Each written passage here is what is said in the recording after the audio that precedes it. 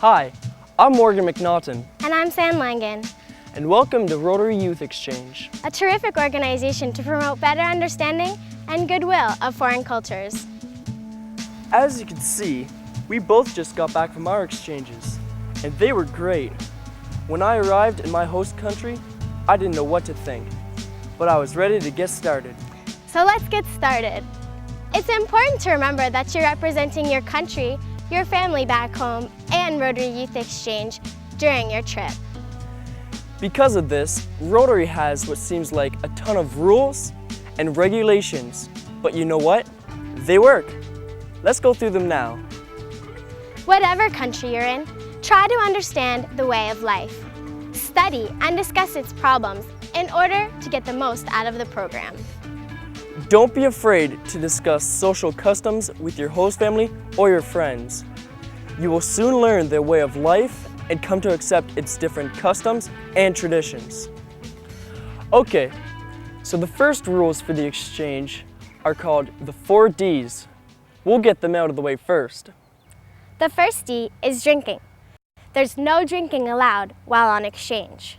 Your friends may invite you to a party or even offer you a drink, but don't do it. Politely say no thank you and call your family to take you home. The police could come to this party and you could be arrested for being there.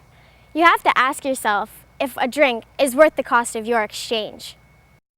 However, your family may ask you to have a small drink as a family custom or tradition. That's okay. If you don't want to drink, politely say no thank you. Second D, drugs. They are strictly forbidden unless prescribed by a doctor. If someone offers you drugs, just say no thanks and walk away. Any violation of this rule will cause your immediate termination in the program and you'll be sent home. You could also risk being arrested and put in jail. The third D is driving.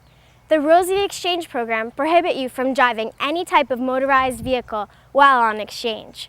This includes cars, motorcycles, tractors, motorboats, and any similar type of vehicle. The reason for this is your safety. There are lots of legal and insurance issues which can arise if a student is involved in an accident. This rule is strictly enforced, and any violation may result in being sent home immediately. The fourth D is dating. Romantic attachments are not allowed during this exchange. Don't take this wrong, we're not against dating. We just want you to have a lot of friends and not get too attached to one person. This can also avoid heartbreak at the program's completion. There's also another D. Don't do dumb things. That's right. Things like smoking, getting tattoos, not attending school, downloading pornography, and independent travel. Don't smoke. If you said that you didn't smoke on your application, don't smoke while on your exchange. Don't get any tattoos or body piercings. The guideline is you go home as you came. Don't travel independently, even if you just want to visit relatives a few hours away. Independent travel is prohibited. If you insist on taking a trip by yourself, the only place you'll end up is back home. Now let's talk about school and how to fit in. All students are expected to attend school. It is important to understand that this is an educational exchange, not a vacation. Rules are different from school to school, and exchange students are expected to conform to local custom. Beards, mustaches, and long hair for boys, and heavy makeup for girls might not be allowed. The teachers and principals at your school will expect considerable respect from exchange students. They know your classes may be hard at first, but they expect you to try your best and do homework assignments just like your classmates. You'll find that if you try, teachers and friends will help you. The goal of this exchange is not just school, but to give you a better understanding of the culture too.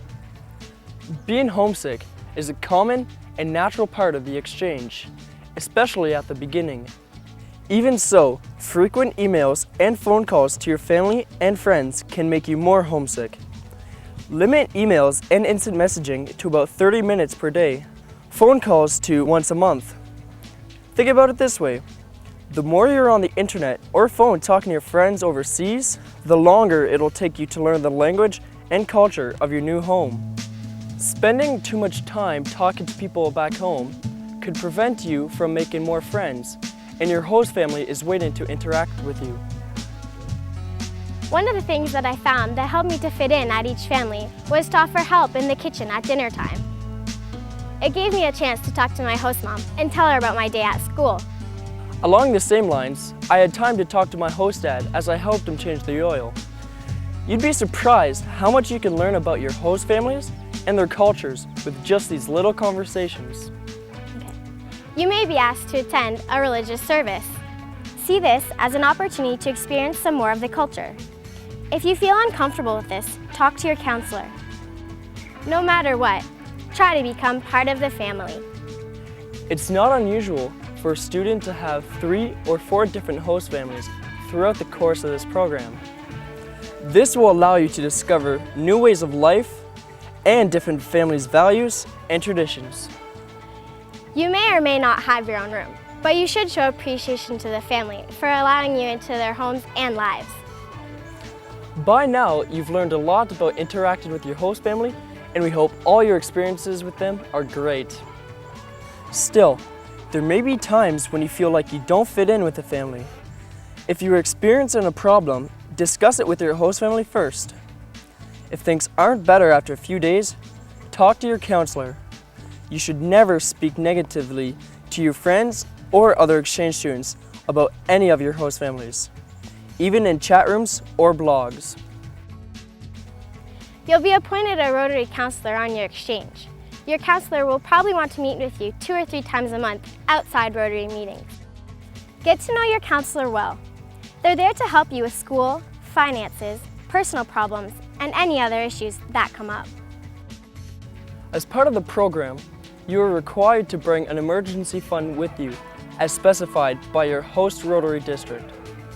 Typically, this is between $250 and $500 US. The purpose of this money is to cover any emergencies that may arise, as well as the cost of major events like travel. The fund is not meant to be used for day-to-day costs, and if needed, your parents will be responsible for replenishing it during the course of the program. The district committee will arrange several meetings for you to travel and meet other exchange students. Attendance at some of these events is considered mandatory. Another option for travel is to enroll in the Rotary-approved bus excursion. Before you sign up for this outing, you need permission from your host club and your parents. Contact your counselor for more information. On a more serious note, we have to talk to you about a topic that will most likely never happen on your exchange: sexual abuse. If you think you've been sexually abused, tell somebody, like your counselor or a district chair. If nothing happens, keep telling them. Make them understand you're serious. Your district will provide you with an official list of people to contact if you feel you've been sexually abused. Here are a few definitions that you need to know. Sexual abuse. This includes forcing or encouraging someone, regardless of age or gender, to engage in implicit or explicit sexual acts alone or with another person. Sexual abuse examples are varied and range from strong physical offenses to indecent exposure or expecting a student to look at sexual or pornographic material. Sexual harassment, not as severe as abuse, refers to sexual advances, requests for favors, or verbal or physical conduct of a sexual nature. Harassment is often a technique used by sexual predators to desensitize or groom their victims for abuse. Examples of sexual harassment range from sexually explicit jokes to physically touching or brushing.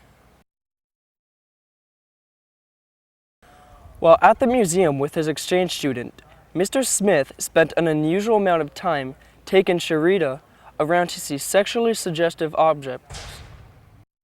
When Jose got ready for bed, Mrs. Jones would stop by his room, leering in, and she would give a suggestive sound, hinting he was very sexy. After watching an R-rated movie together, The obscene language or gestures in it are repeated over and over for no good reason. An individual continually comments and gloats on his or her sexual activity and prowess. Sexually suggestive comments that are not appreciated are given out on a regular basis. Under no circumstances should you arrange travel plans for yourself or seek concessions and expect your host club to agree. Independent, unaccompanied travel is not allowed. Rotary-approved travel might include school or church trips and vacations with your host family. In these situations, you may need written parental authority from home to the satisfaction of your district youth exchange chair, your host parents and host Rotary Club approval of the trip and the proposed travel itinerary, permission of the school principal if the trip takes place during the school term. If traveling by car, it must be with a Rotary family or a Rotary-approved family. Overnight accommodation must be provided by Rotarians at each stopover. Remember, long-distance travel by yourself in buses or trains is not permitted. Students are only permitted to fly by a registered commercial airline. Flights in private aircraft are not allowed in view of possible insurance complications. During your exchange, you should always remember that you are a personal representative of your country, your family, and Rotary. Always strive to maintain a high standard of behavior, and keep in mind that the way you conduct yourself will often determine whether your host club, your host family, or your school will accommodate other Rotary students in the future. Refrain from smoking when wearing a Rotary blazer, or in public places with Rotary affiliations. During your stay, you'll be expected to speak to a number of Rotarians, school groups, or community organizations.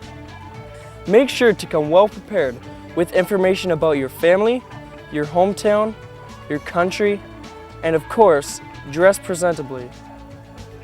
Occasionally, you'll be asked to give interviews for newspapers, TV, and radio.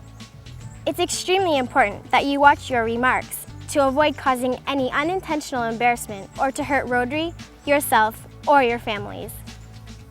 During your exchange, you'll be required to send regular reports to your sponsored host club and district, as well as to your local district committee.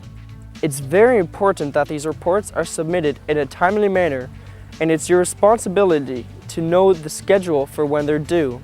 You should also remember to write your parents and friends back home on a regular basis. They'll be excited to hear about what you've been up to and what new experiences you're having. During the first night with your host family, you'll want to ask some basic questions. The first night questionnaire is perfect for getting to know your family. Some general issues to address include what you should call your host parents, what chores you're expected to do daily, when it's convenient for you to use the shower or bath, and if you're responsible for purchasing your bathroom toiletries.